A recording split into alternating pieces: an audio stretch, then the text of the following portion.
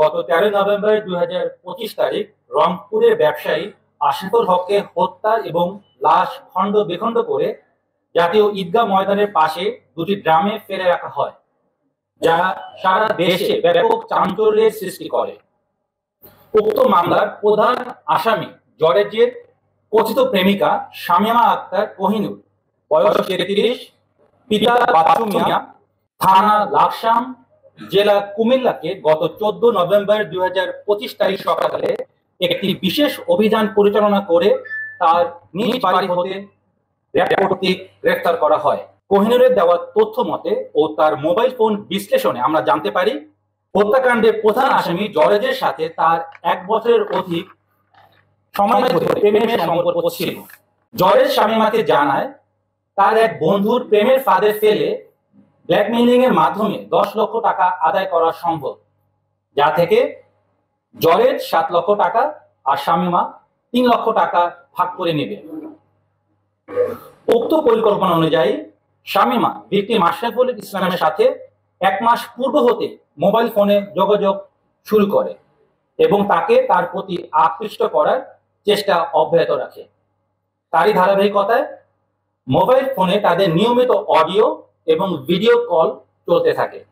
পরবর্তীতে গত 11 নভেম্বর 2025 তারিখ রাত 8টায় জরেজ ভিকটিম আশরাফুলকে নিয়ে ঢাকায় রওনা করেন। ঢাকায় আসার পর গত 12 নভেম্বর 2025 তারিখ জরেজ ও আশরাফুল শামীমার সাথে দেখা করে ঢাকা মহানগরীর শনির আকড়ার নূরপুর এলাকায় 5,500 টাকা দিয়ে একটি বাসা ভাড়া করে 3 জনই একত্রে ভাড়া বাসায় ওঠেন। রংপুর হতে ঢাকায় আসার পূর্বেই জরেজ তার প্রেমিকা শামীমা আক্তার কোহিনুরকে ফোনে জানায় ভিকটিম আশরাফুলের সহিত সে যেন অন্তরঙ্গ ভিডিও ধারণ করে এবং পূর্ব পরিকল্পনা অনুযায়ী সে ভিডিও দেখিয়ে যাতে তারা 10 লক্ষ টাকা তার কাছ থেকে আদায় করতে পারে। পূর্ব পরিকল্পনা অনুযায়ী ভিকটিম আশরাফুলকে শামীমা মালটার শরবতের সাথে ঘুমের ওষুধ খাইয়ে হালকা অচেতন করে যাতে বাইরে হতে জরেজ অন্তরঙ্গ মুহূর্তের ভিডিও ধারণ করলে আশরাফুল তা বুঝতে না পারে। পরবর্তীতে যখন একান্ত সময় কাটায় তখন জরেজ বাইরে হতে ভিডিও ধারণ করে থাকে এবং উক্ত ভিডিও আপনাদের সামনে যে মোবাইল আমরা জব্দ করেছি তাতে আমরা পাই এবং ওই অশ্লীল ভিডিওগুলো ধারণ করে সে পরবর্তীতে ব্ল্যাকমেইলিং এর একটা চেষ্টা করে বলে আমরা বুঝতে পারি। শামীমার দেওয়া তথ্য মতে 12 নভেম্বর 2025 তারিখ দুপুরে আশরাফুল যখন পুরোপুরি অচেতন হয়ে পড়ে তখন জরেজ আশরাফুলের হাত দড়ি দিয়ে বেঁধে ফেলে এবং মুখ কস্টেপ দিয়ে আটকিয়ে দেয়। জরেজ এক পর্যায়ে অতিরিক্ত ইয়াবা সেবন করে উত্তেজিত হয়ে অচেতন থাকা ভিকটিম আশরাফকে হাতুড়ি দিয়ে এলোপাথারি পেটাতে থাকে।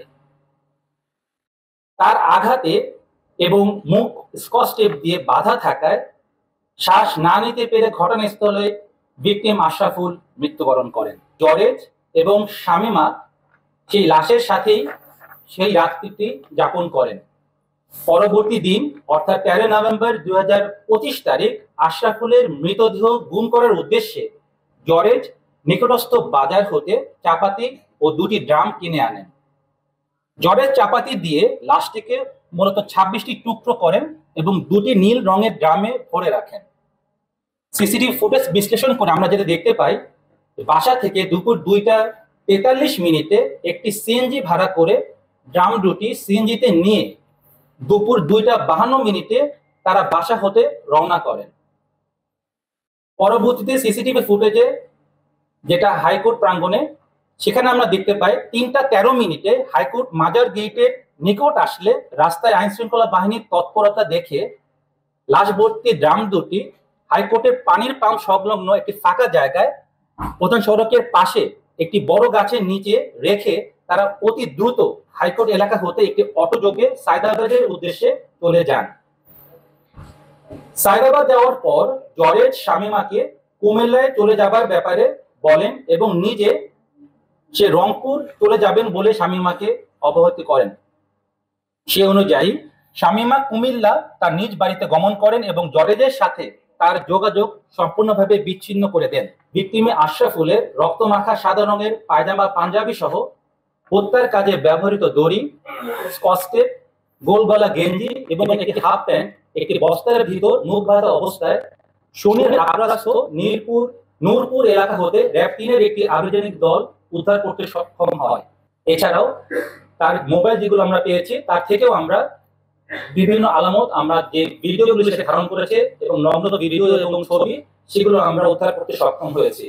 জর্জ কর্তৃক নৃশংসভাবে হত্যাকাণ্ডের পিছনে কোনো পূর্ব শত্রুতা আছে কিনা কিংবা পরকীয়ার কোনো বিষয় রয়েছে কিনা তা মূল আসামি জর্জকে জিজ্ঞাসাবাদে বেরিয়ে আসবে বলে আমরা মনে করছি। জর্জ এবং আশরাফুলের পূর্ব থেকে পরিচয় আছে এবং তারা পারিবারিকভাবে বন্ধু। শামীমা একটি সেপারেট একজন ব্যক্তি এবং আশরাফুলের যিনি বর্তমান স্ত্রী, সেই স্ত্রীকে বিয়ে দেওয়ার পেছনে জর্জ এবং জর্জের পরিবার ভূমিকা রেখেছিলেন। এর ফলে জর্জের সাথে আশরাফুলের দুই পরিবারের একটা ভালো সম্পর্ক ছিল এবং আশরাফুল যদি জর্জকে বিশ্বাস করতেন এবং আশরাফুলকে সেই সুযোগটাই জর্জ নিয়েছে। এই মহিলাকে দিয়ে 1 মাস তাকে একটা হানি ট্র্যাপের মতো ব্যবস্থা করে এবং আশরাফুলকে প্রভোগ করেছে যেন সে ঢাকায় আসে এবং এরকম একটা পরিস্থিতির শিকার হয়।